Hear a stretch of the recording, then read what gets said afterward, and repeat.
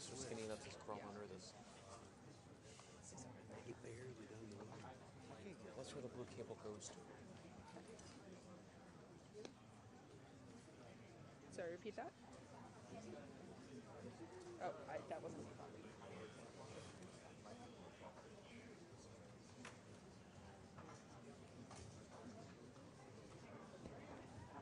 That's not pretty well.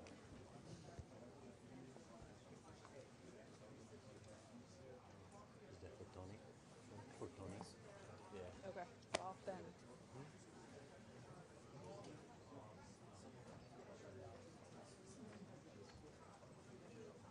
Mario says it's buried under there somewhere.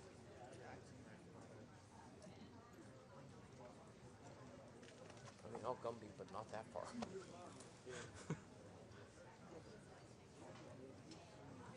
Rachel dropped.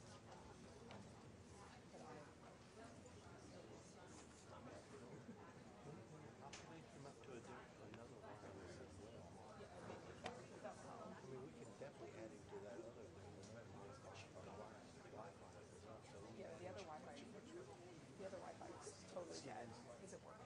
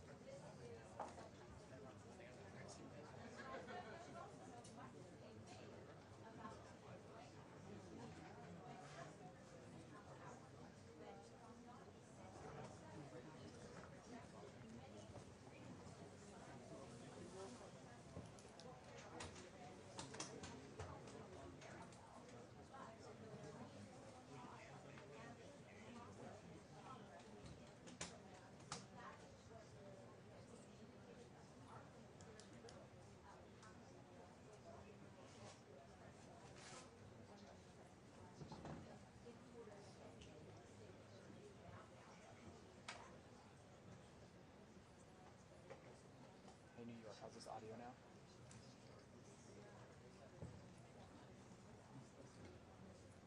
How's this audio with Kelly now? I need to go closer to her.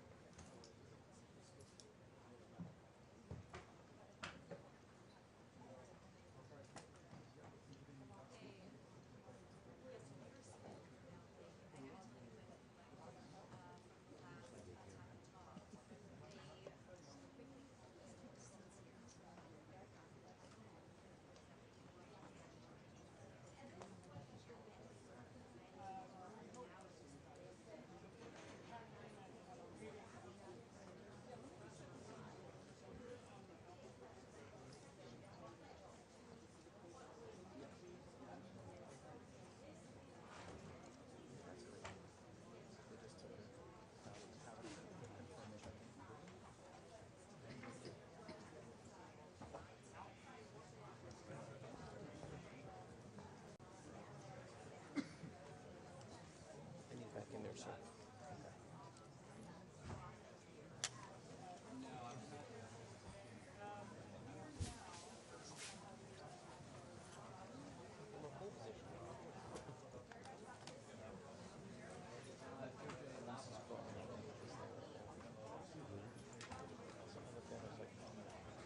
So that cable didn't look long enough.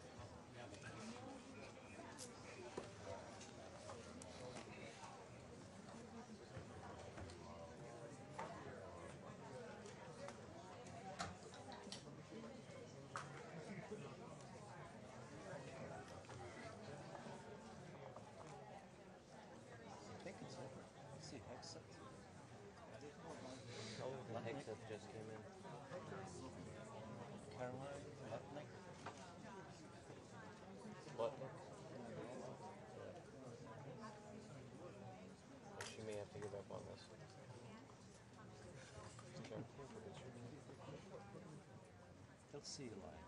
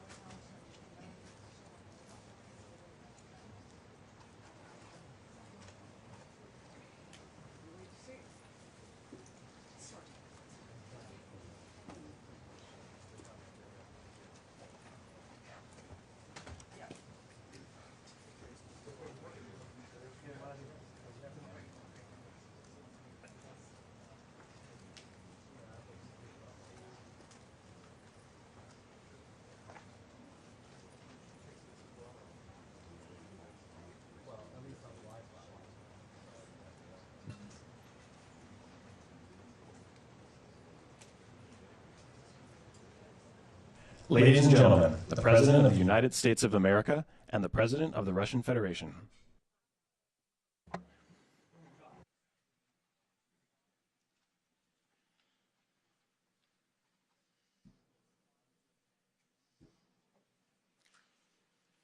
Mr. President, ladies and gentlemen, our negotiations have been held in a constructive atmosphere of mutual respect. We had very thorough negotiations that were quite useful. I would like to thank once again my American counterpart for the proposal to travel out here to Alaska. It only makes sense that we've met here because our countries, though separated by the oceans, are close neighbors. So when we've met, when I came out of the plane and I've said, "Good afternoon, dear neighbor. Very good to see you. In good health and to see you alive." I think that is very neighborly. And I think that's some kind words that we can say to each other. We're separated by the Strait of Bering, though there are 2 islands only between the Russian island and the U.S. island. They're only 4 kilometers apart. We're close neighbors, and it's a fact. It's also important that Alaska has to do with our common heritage, common history between Russia and the U.S., and many positive events have to do with that territory. Still, there is tremendous cultural heritage back from the Russian America. For example, Orthodox churches and a lot of more than 700 geographical names of Russian origin. During the Second World War, it was here in Alaska that was the origin of the legendary air bridge for the supply of military aircraft and other equipment under the Land-Lease program. It was a dangerous and treacherous route over the vast emptiness of ice. However, the pilots of both countries did everything to bring closer the victory. They risked their lives and they gave it all for the common victory. I was just in the city of Magadan in Russia, and there is a memorial there dedicated to the Russian and the U.S. pilots. And there are 2 flags, the U.S. flag and the Russian flag. And I know that here as well there is such a memorial. There is a military burial place several kilometers away from here. The Soviet pilots that buried there who died during that dangerous mission. We're thankful to the citizens and the government of the U.S. for carefully taking care of their memory. I think that's very worthy and noble. We'll always remember other historical examples when our countries defeated common enemies together in the spirit of battle camaraderie and allyship that supported each other and facilitated each other. I'm sure that this heritage will help us rebuild and foster mutually beneficial and equal ties at this new stage, even during the hardest conditions. It is known that there have been no summits between Russia and the U.S. for 4 years, and that's a long time. This time was very hard for bilateral relations, and let's be frank, they've fallen to the lowest point since the Cold War. I think that's not benefiting our countries and the world as a whole. It is apparent that sooner or later, we had to amend the situation to move on from the confrontation to dialogue. And in this case, a personal meeting between the heads of state has been long overdue. Naturally, under the condition of serious and painstaking work, this work has been done in general. Me and President Trump have very good direct contact. We've spoken multiple times. We spoke frankly on the phone. And special envoy of the President, Mr. Witkoff, traveled out to Russia several times. Our advisors and heads of foreign ministries kept in touch all the time. And you know fully well that one of the central issues was the situation around Ukraine. We see the strive of the administration and President Trump personally to help facilitate the resolution of the Ukrainian conflict. And his strive to get to the crux of the matter, to understand this history, is precious. As I've said, the situation in Ukraine has to do with fundamental threats to our security. Moreover, we've always considered the Ukrainian nation, and I've said it multiple times, a brotherly nation, however strange it may sound in these conditions. We have the same roots, and everything that's happening is a tragedy for us, a terrible wound. Therefore, the country is sincerely interested in putting an end to it. At the same time, we're convinced that in order to make the settlement lasting and long-term, we need to eliminate all the primary roots, the primary causes of that conflict, and we've said it multiple times, to consider all legitimate concerns of Russia and to reinstate a just balance of security in Europe and in the world on the whole. And I agree with President Trump, as he has said today, that naturally the security of Ukraine should be ensured as well. Naturally, we are prepared to work on that. I would like to hope that the agreement that we've reached together will help us bring closer that goal and will pave the path towards peace in Ukraine. We expect that Kiev and European capitals will perceive that constructively and that they won't throw a wrench in the works. They will not make any attempts to use some backroom dealings to conduct provocations to torpedo the nascent progress. Incidentally, when the new administration came to power, bilateral trade started to grow. It's still very symbolic. Still, we have a growth of 20%. As I've said, we have a lot of dimensions for joint work. It is clear that the U.S. and Russian investment and business cooperation has tremendous potential. Russia and the U.S. can offer each other so much in trade, digital, high-tech, and in space exploration. We see that Arctic cooperation is also very possible, and our international context, for example, between the Far East of Russia and the West Coast of the U.S. Overall, it's very important for our countries to turn the page, to go back to cooperation. It is symbolic that not far away from here, at the border between Russia and the U.S., there is a so-called international date line.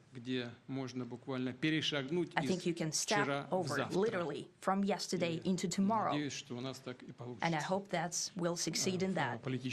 in political sphere. I would like to thank President Trump for our joint work, for the well-wishing and trustworthy tone of our conversation. It's important that both sides are result-oriented, and we see that the President of the U.S. has a very clear idea of what he would like to achieve. He sincerely cares about prosperity of his nation.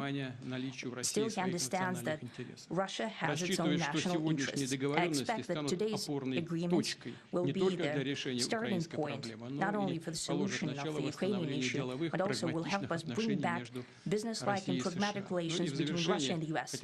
And in the end, I would like to add one more thing. I'd like to remind you that in 2022, during the last contact with the previous administration, I tried to convince my previous American colleague that the situation should not be brought to the point of no return when it would come to hostilities. And I said it quite directly back then that it's a big mistake. Today, when President Trump is saying that if he was the president back then, there will be no war. And I'm quite sure that it would indeed be so. I can confirm that.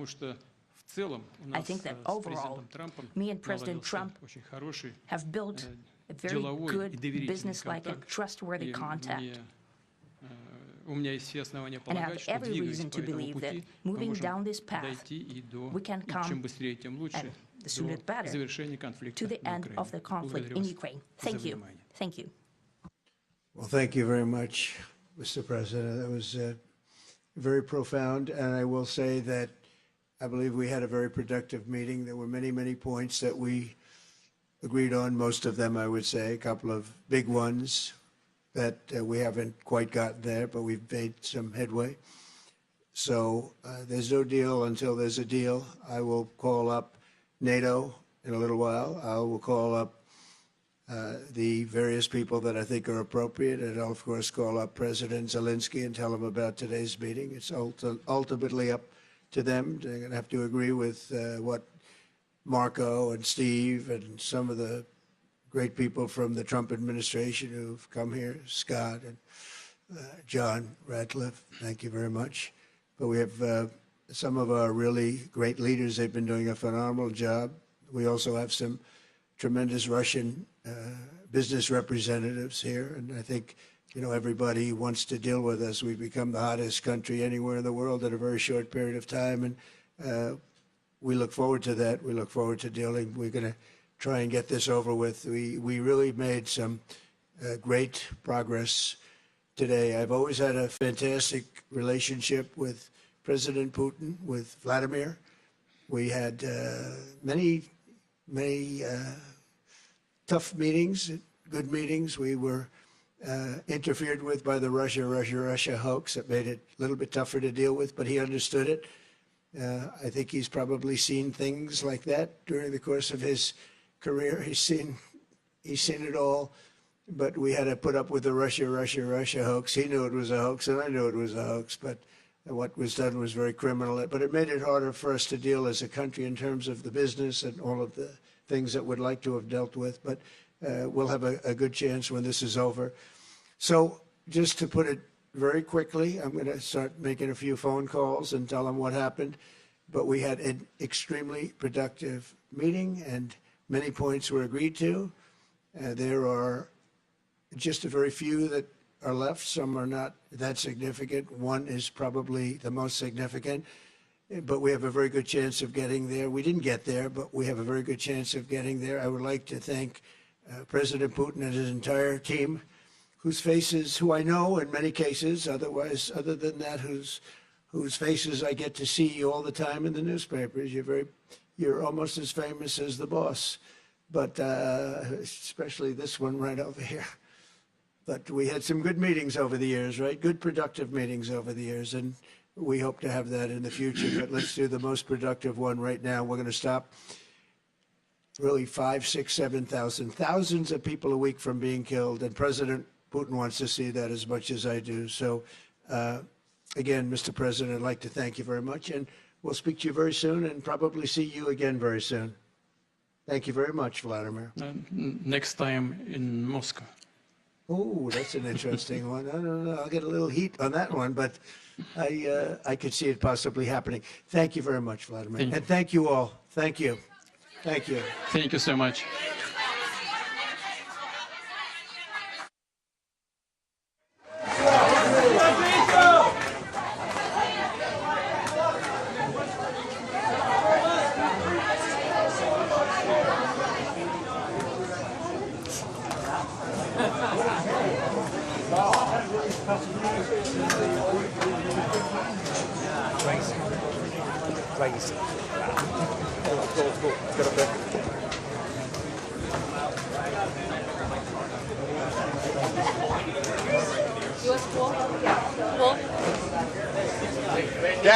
Down, please, sir, down. Down, please, thank you, thank you. They are moving the pool right now. They're rushing the pool out. All the proper ways to be having it because I can see them all moving. US pool. Down. Thank you, Chris.